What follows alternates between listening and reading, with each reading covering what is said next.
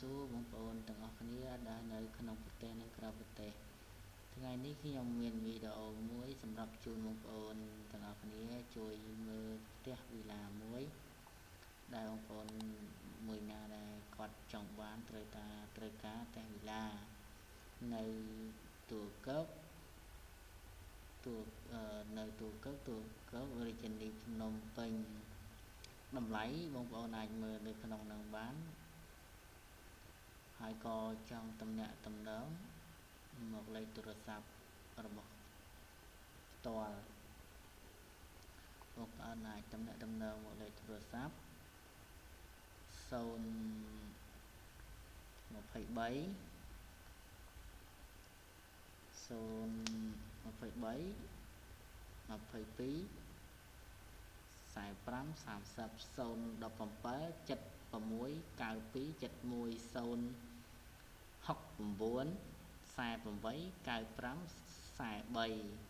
បងប្អូនអាចទំនាក់ទំនងមកលេខទូរស័ព្ទនេះផ្ទាល់តែម្ដងហើយក៏